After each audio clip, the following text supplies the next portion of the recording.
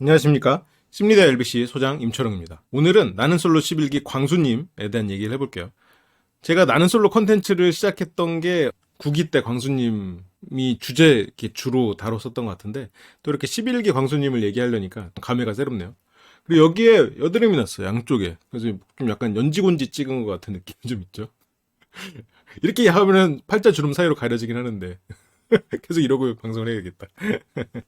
아무튼 오늘 한번 얘기를 시작해 봅시다. 광수님의 설명은 자, 내가 결혼할 상인가 그리고 쾌활 이렇게 돼 있거든요. 그러니까 내가 결혼할 상인가는 이제 관상을 보는 그런 장면들이 있었잖아요. 현숙님을 첫인상 선택하면서. 그건 이따 뒤에서 좀 자세히 얘기하기로 하는데 여기에는 지금 복선이 전혀 담겨 있지 않잖아요. 그리고 이제 쾌활한 사람이다. 근데 첫 등장에서 굉장히 쾌활하게 등장을 하셨거든요. 그래서 그런 이미지를 끝까지 잘 유지를 하시는구나. 잘 유지를 하시겠구나. 이제 그런 생각이 좀 들긴 들었어요. 그리고 조금 특이한 부분 중에 하나는 관상과 연관 지어서 이제 그렇게 장면을 만든 것 같긴 한데 처음에 캐리어를 내리고 끌고 들어오는 장면 이런 게 다 편집돼 있더라고요. 그래서 이제 머리부터 이렇게 올라오는 그 장면만 이렇게 슬로우로 보여주더라고요. 임팩트 있는 등장 씬을 만들기 위해서 그랬겠죠? 근데 광수 씨가 굉장히 생각을 많이 하고 내가 어떤 이미지를 보여줘야겠다라고 좀 고심하고 나오셨다는 느낌이 좀 들어요. 이 솔로나라가 좀 그렇잖아요. 이게 빌런이어서 빌런이 되는 게 아니란 말이죠. 이게 뭔가 사람들하고 좀 다른 성향을 가진 사람들이 이 프로그램에 적극적으로 임하고 진지하게 임하다 보니까 자기도 모르게 빌런이 되는 상황이 연출되잖아요. 그렇지만 우리는 그 사람들을 또 나라도 저랬겠다 약간 이렇게 생각하면서 또 이해하게 되는 거고, 그런 면에서 생각해보면 광수 씨는 빌런이 되지 않겠구나, 않을 수도 있겠구나 생각이 들어요. 적극적으로 임하지 않고 있다는 얘기가 아니라 적극적으로 임하시겠지만 그 적극적으로 임하는 자신의 이미지를 굉장히 고민하고 그 이미지를 표현하기 위해서 많이 고심한 부분이 있겠다. 그러셨구나라는 느낌이 드는 거죠. 이제 처음에 이제 그 슬로우로 딱 입장을 해서 사람들하고 이제 주먹 인사를 하고 반갑게 이런 인사를 하는 모습, 텐션 높게 유지를 하면서 그런 쾌활한 자신의 모습을 이렇게 보이려고 하시는 거. 그리고 또 이분이 또 사업가시잖아요. 그러니까 아무래도 자신의 사업도 생각을 해야 될 테니까. 그러니까 아예 완전히 정말로 자신의 바닥을 드러내면서 완전히 올인하기는 좀 어려울 수는 있겠죠. 사업이라는 건 어쨌건 자기 분신 같은 거니까. 그걸 몇 년간 해오셨기 때문에 이제 그걸 위해서도 어쨌건, 그러니까 사업이라는 것도 그렇잖아요. 내가 하는 게 아니잖아. 그러니까 내가 하는 거 같지만 어느 순간 얘는 하나의 생명체가 된다는 거죠. 그래서 내 마음대로 흘러가질 않아. 그렇지만 너무 사랑하고 얘를 지켜내야 된다는 생각이 있지. 그러니까 보통 사장들은 이제 그런 게 참 쉽지 않은 일이죠.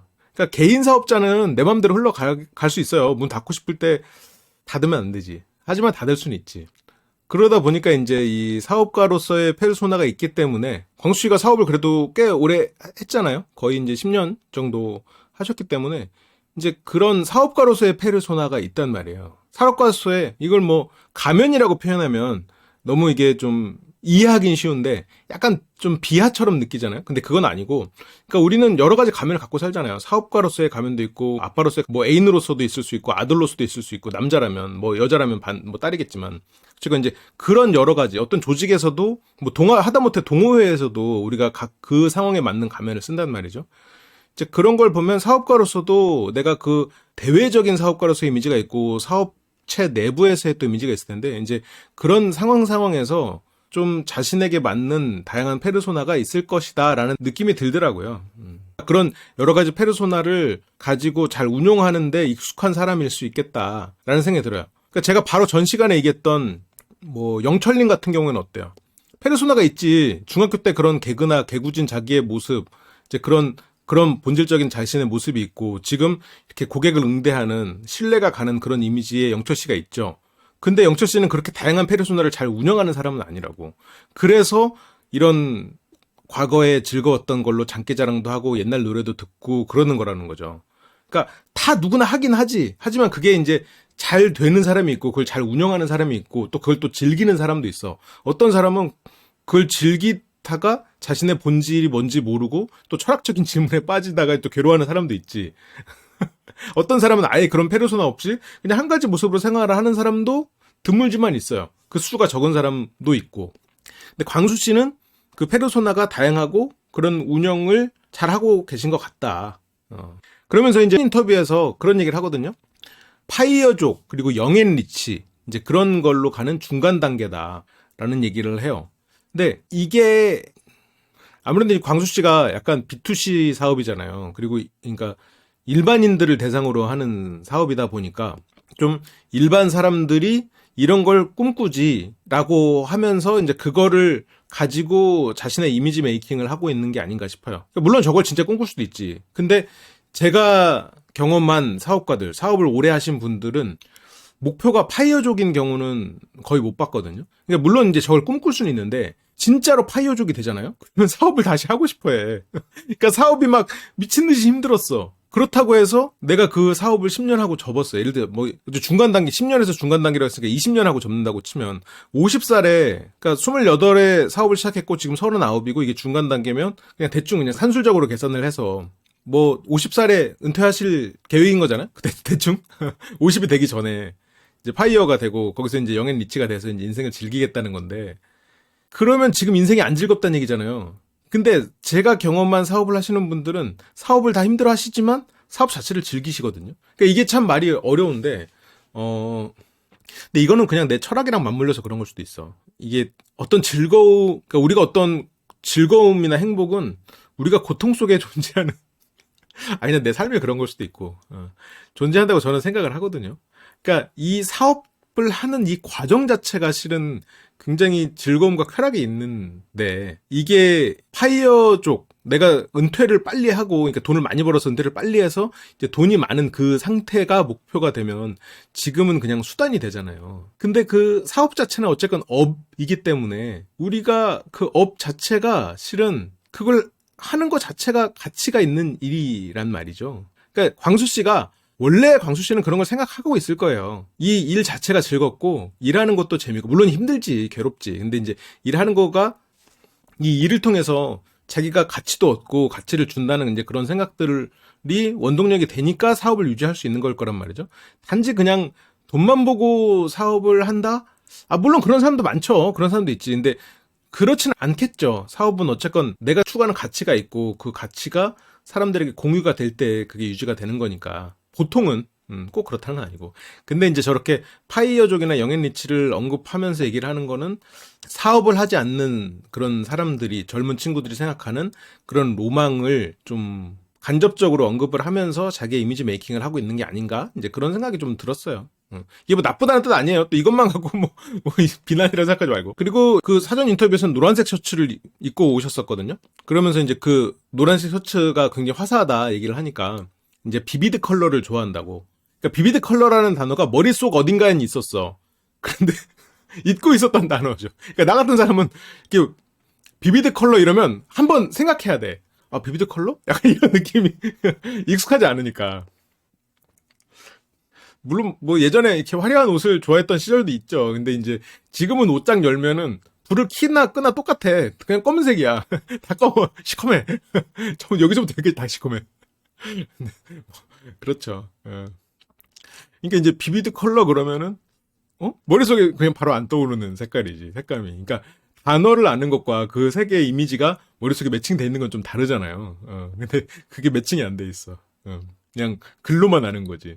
근데 이제 광수 씨는 이제 비비드 컬러 옷을 많이 입고 이제 그런 색 자체를 좋아하는 사람이니까 비비드 컬러를 얘기를 하시면서 내성적이고 낮은 자존감에 대한 보호색이다라는 표현을 쓰시거든요. 그러니까 이런 걸 보면 자기 객관화가 꽤 돼 있으신 거예요. 아니 뭐 그럴 수 있지. 내가 자존감이 낮다. 근데 자존감이 진짜 낮은 사람은 자기가 자존감이 낮았다는 걸 인정을 못 하거든요.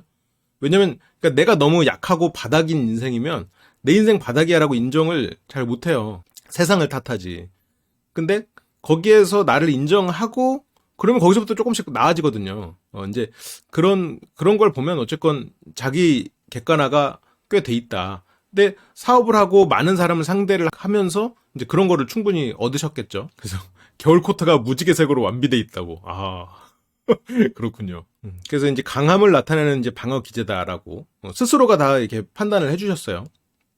그러니까 광수 씨는 자기가 이제 추구하는 그런 멋있는 모습이 있는 거죠. 멋있는 인간상이. 그런데 이제 멋있는 인간상 이렇게 말을 하면 그걸 노력해서 이룰 수 있으면 그 멋있는 인간상을 위해서 노력을 해 가는데, 이제 이룰 수 없는 것들이 좀 존재할 수 있죠. 광수 씨가 이제 추구하는 그런 어떠한 삶의 목표에 자기가 이제 약간 좀 어떻게 노력해도 안 되는 것들이 존재할 수 있으니까 이제 그런 것들을 저런 식으로 좀 채워둔 공작의 깃털 같은 거죠. 공작의 깃털을 이렇게 쫙 펼쳐가지고 좀 화려함을 보이는 그런 걸 수 있죠. 근데 뭐 저걸 이제 스스로 얘기를 한 거니까. 자동차도 파란색 스포츠카고. 근데 이것도 이제 뭐 사업의 특성에 따라서 조금 다를 수는 있을 것 같아요. 그러니까 저런 화려한 삶을 보여줘야 조금 더 고객의 신뢰를 줄 수 있는 사업도 있지. 서비스 퀄리티의 차원에는 첫 번째가 유형성이란 말이에요. 서비스 사업이잖아요. 근데 서비스 퀄리티를 측정하는 게 5개 요소가 있거든요. 서브퀄이라고, 이 서비스 마케팅에서 가르치는 수업인데, 그 내용이 직관적이어가지고, 예전에 건대에서 강의할 때 이걸로 몇 학기 해보니까, 서브퀄이 되게 써먹기 좋은 요소더라고요. 그래서 한동안 이게 기업 강의를 할 때도 서브퀄 갖고 얘기를 많이 했었죠. 근데 어쨌건 거기서 이제 첫 번째 요소가 유형성이란 말이에요. 근데 그 유형성은 서비스를 제공하는 매장의 모습일 수도 있지. 우리가 어떤 서비스를 받으러 갔을 때 거기 일단 매장이 삐까번쩍하면 뭐 아니면 뭐 호텔에 가든 그것도 지금 그 호텔의 모습을 보고 우리가 이제 그 돈을 지불하는 거잖아요. 그 유형성 자체가 서비스에 대한 기대감을 높인다는 말이에요. 반대도 있지. 뭐 욕쟁이 할머니 집 식당에 가서 거기서 막 이렇게 와인 해갖고 손에 이렇게 수건해갖고 와인 따라주는 그런 서비스 기대 안 한단 말이에요. 욕 먹으러 가는 거지 뭐. 어쨌건 그런 애초에 이런 유형성 자체가 서비스에 대한 기대감을 높이고 그 퀄리티를 좌우한다는 거죠. 이제 그런 측면에서 지금 광수 씨는 일종의 그 서브컬의 유형성 측면을 자신의 브랜딩으로 하고 있는 걸 수도 있죠. 그렇기 때문에 뭐 저걸 가지고 너무 그 자아가 약하다로 분석하기는 좀 어려울 것 같아요. 그러니까 자신이 말하는 뭐 자존감의 보호색이다 이제 그럴 수는 있지. 근데 이제 저런 게 광수 씨 사업에서는 도움이 될 수 있죠. 이런 광수 씨의 이런 삶을 보면서 사람들이 광수 씨의 어떤 서비스를 받는 게 좀 더 기대감을 높이는 이제 그런 측면이 있을 수도 있고요. 근데 물론 제가 이제 광수 씨가 어떤 사업인지는 여기 정확하게 알진 못하니까 이제 뭐 취업 교육 사업이나 기업 채용 컨설팅 사업이라고만 말씀하셨으니까. 근데 그래서 기업 채용 같은 경우는 B2B 사업이잖아요. 기업 대 기업 간의 거래니까 거기서는 뭐 별다른 효과가 없을 수 있겠지만 여기 이제 뭐 취업 교육 사업 같은 경우에는 광수 씨의 브랜딩이 필요할 수 있겠죠. 일반인들이 조금 더 기대를 하게 만들 수 있으니까. 그러니까 음식이 나와도 여기에 이제 데코 같은 거지. 카페라떼 위에 이제 그려진 그림 같은 거지. 거기에 이제 고양이 그림이라도 있으면 카페라떼 있으면 좀 더 맛있게 먹잖아요. 뭐 나 같은 사람은 필요 없지. 애초에 카페라떼를 먹질 않아. 무조건 그냥 아메리카노만 먹어. 나같이 이제 밋밋한 사람한테는 별 의미가 없는데 이제 그런 거를 의미가 갖는 사람들이 있죠. 그런 면에서는 이제 광수 씨는 필요한 일을 하는 거고. 그리고 또 여기 지금 솔로 나라에 출연을 하는 게 좋은 사람을 만날 수 있는 기회도 있으면서 또 광수 씨의 사업체 그리고 그 사업체를 위한 브랜딩 이런 거에 이제 다 효과적일 수 있으니까 광수 씨가 이번 시즌에서 뭐 이런 실수를 안 할 것 같긴 해요. 실수를 하지 않을 것 같다는 느낌이 들거든요. 뭐 그건 모르죠. 근데 또 봐야지. 근데 실수를 안 한다고 했지 광수 씨가 뭐 좋은 모습만 보인다 그건 아니야. 광수 씨가 이게 생각해온 이미지가 보편적이지 않은 이미지면서 그게 뭐 다른 사람에게 안 좋아 보일 수 있지. 그리고 광수가 이제 여기 와서 뭐 누군가와 연결이 돼서 나간다? 그건 좀 힘들 수 있죠. 왜냐면 광수 씨는 굉장히 조심하면서 사람들을 만날 거란 말이에요. 그러니까 여기에서 아예 광수 씨가 딱 개성을 드러내고 빌런이 되든 말든 막 올인해가지고 광수 씨의 강한 개성을 드러내면 그 개성 호불호가 갈리더라도 그 개성에 꽂히는 사람이 생길 수 있지. 그런데 내가 생각하는 이미지를 딱 가지고 선을 지키면서 이렇게 사람을 대하면 이미 그런 뭐랄까 결핍이 없고 선을 그냥 마음대로 해도 선을 넘지 않는 거에 특화되어 있는 사람들 그런 사람들과 비교했을 때 이제 상대가 안 되는 거지. 예를 들어서 광수 씨는 상어야. 근데 여기는 지금 초원이란 말이지. 초원이고 여기 지금 나온 사람들은 다 그 한가닥 하는 초원의 맹수들이야. 뭐 코끼리, 기린, 뭐 호랑이, 사자 막 이렇단 말이에요. 호랑이는 코끼리, 기린이 초식 동물이지만 굉장히 강력한 동물들이잖아요. 어쨌든 그 판에 와서 굳이 걔네들이 잘하는 걸 가지고 싸우려 들 필요는 없단 말이죠.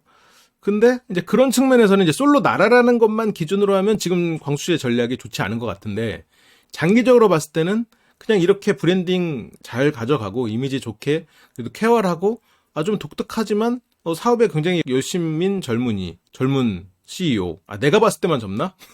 시청자들, 야, 여기 이제, 이게 B2C 측면에서 봤을 때, 여기 일반인 고객들은 광수씨보다 어리게 됐구나. 한참 어리겠구나. 이제 그런 분들이 봤을 때는 뭔가 내가 추구하는 삶을 보여주는 그런 사업가. 이렇게 이미지를 가져갈 수 있으면, 뭐, 광수씨한테 좋을 수 있겠죠. 조금 그렇습니다. 그런 생각이 좀 들어요. 회사를 만들기 전에 이제 기업에 재직을 했었는데 약간 뭐 경제적 자유를 이뤄서 편하게 살아야겠다 이런 게 목적이라는 거죠. 근데 모르겠어요. 나는 편하게 살고 싶지 않거든. 아니 편하게 살고 싶은 마음이 있지. 근데 이제 그 편함이라는 게 그러니까 즐겁게 살고 싶은데 나의 즐거움은 편함으로 이루어지지 않는단 말이죠. 그러니까 한 번씩 쉬긴 해야지. 근데 그 편함이 목표가 돼서는 어떠한 가치를 추구하는 것과는 좀 다른 것 같아요. 근데 물론 이건 내 생각이에요. 내 정신머리가 있다고라 인생이 편하지가 않은가 봐. 뭐 그건 뭐 그냥 내 그거고. 그러면서 이제 처음에 등장해서 사람들한테 뭐 쾌활하게 뭐 주먹 인사도 하고 그리고 수영장 들어갈까 봐 걱정도 하시더라고요. 수영복 걱정도. 그러면서 뭐 사람들한테 뭐 밝게 인사하고 저기요 여기에요 하면서 이렇게 안내도 하고 이렇게 텐션 높은 거를 해야겠다라고 이제 딱 그 장착한 상태 같아요. 그리고 이제 첫인상 선택한 후에도 여자분들 짐 무거우니까 하면서 짐 번쩍 들고 이제 가죠. 그런 것들도 어쨌건 좀 보여줘야겠다는 그런 각오를 하고 나오신 그런 느낌이 들더라고요. 그리고 첫인상 선택은 현숙 씨를 했어요. 근데 이 현숙 씨를 선택했을 때도 좀 문제가 있었죠. 근데 확실히 임팩트는 남겼어요. 좀 특별한 사람이다. 특이한 사람이다. 현숙 씨 앞에서 계속 서 있으니까 현숙 씨가 앉았다가 일어났다가 이렇게 말 듣고 다시 앉고 막 이런단 말이죠. 그러니까 이렇게 상대한테 페이스를 끌려가지 않으려는 그런 거는 되게 좋은데 이성을 만나려면 조금 내려놨어야 되는 게 아닌가 싶은 마음이 좀 있고 그리고 여기에서 다들 보셨겠지만 너무 관상 얘기를 했잖아요.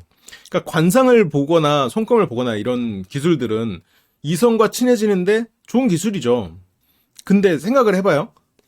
관상 보러 가서 관상 봐주시는 이게 뭐 나이를 떠나서 관상 봐주시는 분들이 좀 나이가 있어가지고 좀 이런 경우가 없는 것도 있는데 관상을 보러 가서 나한테 관상을 봐주는 사람한테 이성적 호감을 느끼는 경우랑 내가 누군가한테 상담을 하러 갔을 때 이 사람이 나에게 상담을 해주는 그런 상황에서 그 사람에게 이성적 호감을 느끼는 경우랑 어떤 쪽이 많은 것 같아요. 그래서 상담가로서의 지켜야 될 윤리가 있어요. 이 사람이 나를 이성적으로 보지 않도록 하기 위해서 애써야 돼. 그리고 그런 관계로 발전해서도 안 된다는 게 있단 말이에요. 왜냐면 이제 그렇게 됐을 때는 내가 도움을 줄 수 있는 게 한계가 있으니까. 그러니까 내가 아예 그렇게 이성적 관계가 돼서 뭐 이 사람을 전담으로 이 사람을 돕는다. 이 사람과 관계를 하면서 뭐 그런 특수한 케이스가 있을 수도 있지.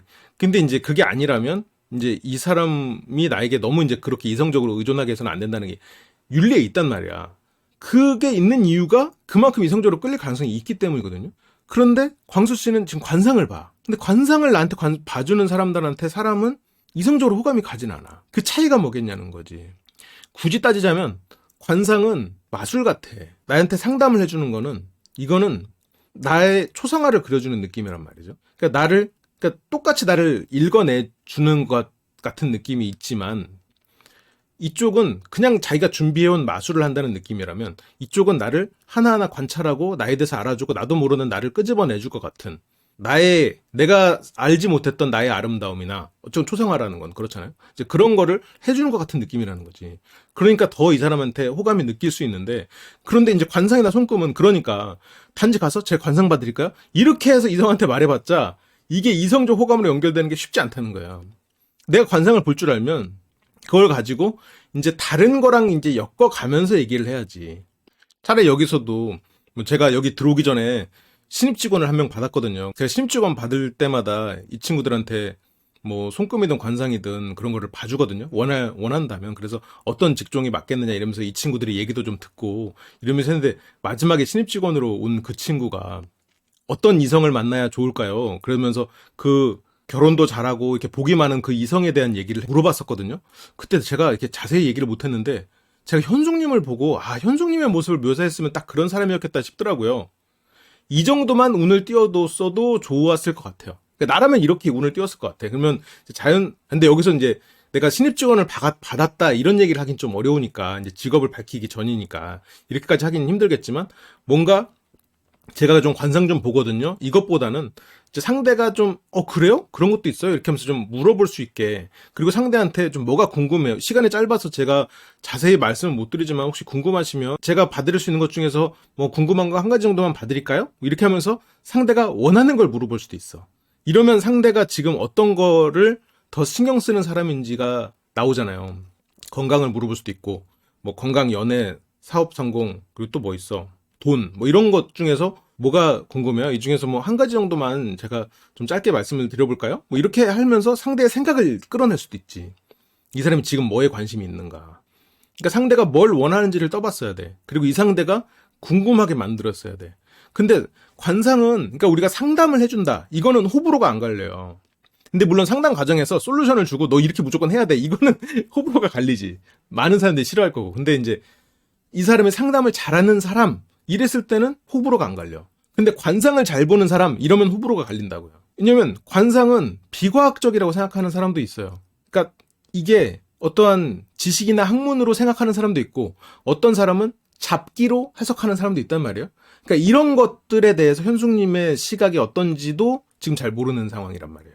그리고 만약 내가 봐준다고 했을 때 현숙님이 이 중에서 뭘 좋아할지도 지금 판단을 할 기회를 잃었고, 이제 그런 부분에서 저는 개인적으로 조금 안타깝더라고요. 그래서 굳이 관상을 본다고 해도 현숙 씨가 그래요? 어떻게 알았어요? 약간 이런 느낌이 들 만한 멘트를 몇 번은 쳐줘야 되죠. 그러니까 현숙님은 굉장히 선하고 그런 사람이지만 이런 표현이 강하게 나올 수밖에 없는 게, 어디에 뭐 이게 뭐 낮고 어디가 높아서 이제 이게 내면은 굉장히 깊은 호수지만 겉으로 봤을 때는 이렇게 좀 차갑게 보일 수 있다. 뭐 그런 얘기를 하면서 이제 그런 것 때문에 그 내면의 말이 잘 전달되지 않는 그런 부분이 있어요.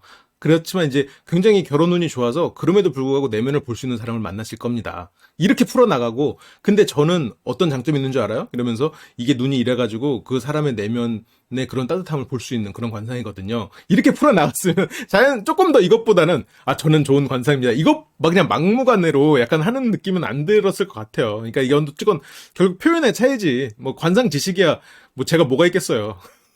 허영만의 꼴 읽은 게 다지 뭐.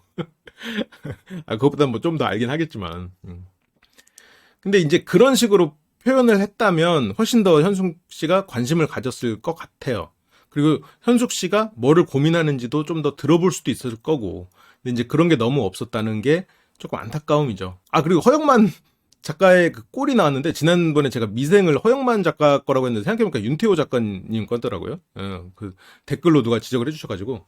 그래서 이런 게 약간 너무 질문 없이 자기가 원하는 주제로 좀 답을 하고 있는 느낌이 좀 들거든요. 근데 이제 아무래도 많은 사람들에게 자기의 지식을 전달하는 그런 일을 하고 있고, 그리고 직원들에게 어떤 지시하는 그런 입장이다 보니까 뭔가 상대의 말을 듣는 것보다는 내 생각을 말하는데 좀 더 익숙한 면은 있을 수 있죠. 그래서 여기 인터뷰를 할 때도 인터뷰를 하는 제작진분에게 좋은 사람 만날 것 같다, 이런 식으로 이제 얘기를 한단 말이에요. 근데 거기서도 결혼했습니다 라는 말을 듣고 그러니까 여기서도 그냥 관상 볼 줄 알아요. 좋은 사람 만나겠습니다. 근데 이 사람이 지금 연애 안 하고 싶을 수도 있잖아요. 사람 만나고 싶은 마음이 없을 수도 있잖아. 관심이 다른 데가 있을 수도 있잖아요. 그런 걸 먼저 물어봐야지. 이제 그런 부분에 있어서 조금 아쉬움이 남더라라는 거죠. 그리고 자기소개 특이사항으로는 엘리트 코스로 살아온 삶이 전혀 아니고 수능 400점 만점일 때 120점. 여기서 이제 옥순 씨가 웃어요. 옥순 씨는 이제 수능을 잘 본 사람이잖아요. 근데 이제 광수 씨가 뭐 옥순 씨 얘기할 때도 굉장히 잘 듣고 감성적으로 잘 듣고, 그런 걸 보면 되게 좋은 분일 것 같아요. 근데 어쨌건 뭐 자기소개에서 뭐 이런 스펙 말고 실력이나 이런 걸로 승부를 봐서 공기업, 외국계 기업, 대기업 이런 거에 다 입사를 했다. 근데 나와 좀 적성에 맞지 않아서 이제 공기업을 3개월 만에 때려치고 이제 사업을 시작했다라고 얘기를 하는 거죠. 그래서 자기가 좋아하는 일은 이제 글쓰기. 스펙이 낮으니까 자기소개서를 잘 써야 됐고, 그러다 보니까 즐기게 됐다. 자기가 잘하고 즐기는 그 과정이 실은 행복한 일인데 굳이 왜 파이어를 생각하는 거냐는 거지. 열심히 그냥 그렇게 자기가 할 수 있는 한 최대한 하면 되지. 이제 어쨌건 뭐 광수가 지금 과도기니까 그럴 수도 있겠죠. 중간 단계라고 스스로가 판단을 했으니까. 근데 어쨌건 책을 써가지고 5년간 베스트셀러고 이러면은 굉장히 잘 쓰시고 많은 사람들이 좋아할 만한 주제로 얘기를 잘 풀어나가신 거죠. 그러니까 책도 잘 쓰셨고. 그렇습니다. 그리고 이제 여기서 좀 특이사항이 호감 있는 여성이 2명 없어짐. 굳이 이런 말을 안 해도 되는데. 그러니까 현숙 씨 입장에서는 당연히 그 없어진 두 명 중에 한 명은 나겠구나 생각을 할 수밖에 없잖아요. 왜냐면 첫인상 선택을 현숙 씨를 했으니까. 그래서 현숙 씨가 왜 그러냐 알고 싶네요. 드러나 봅시다. 이러면서 현숙 씨가 얘기를 하거든요. 그러니까 이제 사라진 분들도 좋은 분인데 제가 생각하는 뭐 이상형과 다르거나 결이 안 맞거나 근데 뭐 또 모르죠. 솔로 나라의 매력이 없니까 뭐 이제 그런 얘기를 해요. 근데 여기서 저렇게 명수를 물어보는 저런 질문은 뭐 이제 앞으로도 계속 사람들이 하겠지만 저 같은 경우에는 그렇게 명확하게 대답할 것 같지는 않거든요. 근데 막 두 명이 없어졌고 두 명이 생겼다 이런 거는 좀 너무 어떻게 지금 광수 씨 말대로 솔로 나라가 어떻게 될지 모르는 게 솔로 나라인데 너무 명확하게 얘기를 하려고 애를 쓰는 것 같아요. 그러니까 약간 돌발 질문이었으니까 준비된 얘기를 못했을 수는 있겠죠. 그리고 좀 특이한 게 집이 없어요. 호텔에 지금 살고 있는데 아내 직장에 따라서 거주지를 선택한다는 말을 했는데 이게 조금 의문은 들죠. 아니 근데 뭐 그냥 이런 걸 좋아할 수 있지. 호텔에서 살고 뭐 스포츠카 타고 다니면서 이런 화려한 그런 모습이 어쨌든 고객들에게 좋은 인상을 줄 수도 있고 아니면 이제 자기의 어떤 결핍을 저런 걸로 좀 채울 수도 있겠죠. 그리고 또 혼자 살면서 이제 집을 관리하기는 또 어려울 수 있으니까. 근데 이제 아내 직장에 따라서 거주지를 선택한다는 거는 뭐 저건 좀 이상해. 왜냐면 자기는 이제 파이어족이 목표면서 아내는 직장을 다녀야 되잖아. 근데 뭐 일을 좋아하는 사람을 만나고 싶다, 약간 열심히 사는 사람을 만나고 싶다, 이제 뭐 그런 생각을 하고 있는 걸 수도 있겠죠. 그러면서 이제 가족 관계를 물어볼 때도 이제 누나 3명이고, 근데 이제 그게 시집살이를 말하는 건 아니다. 이렇게 강력하게 말을 하죠. 여성 여러분 이러면서. 그렇죠. 그리고 외모 볼 나이는 지났잖아요. 이러면서 외모보다는 자기는 내면을 더 중요하게 생각한다. 그리고 내 내면을 봐달라라는 얘기를 하고 있는 거죠. 지금 그렇습니다. 이제 그래서 앞으로 계속해서 광수 씨의 어떠한 행동이나 이런 게 다른 사람들과 데이트를 하는 그런 장면들을 통해서 광수 씨에 대한 얘기를 계속 다루게 되겠죠. 그래서 오늘은 한 이 정도로 얘기를 좀 마무리를 짓고 이게 사업가가 나오면 실은 자꾸 내가 사업했던 얘기, 주변의 사업가들 아니면 예전에 이런 사업가들을 대상으로 이런 강의를 했던 그런 기억들이 막 떠올라서 얘기들이 자꾸 이렇게 격가지로 자꾸 막 빠져나가려고 그래. 자꾸 참느라고 애썼네요. 아무튼 그렇습니다. 그리고 그 마음설 게임 프로그램 지금 개설을 해서 모집 중이니까요. 관심 있으신 분들은 밑에 설명란에 있으니까 한번 링크 따라가셔서 한번 보시기 바랍니다. 그러면 저는 또 다음 시간에 돌아올게요. 시청해주셔서 감사합니다.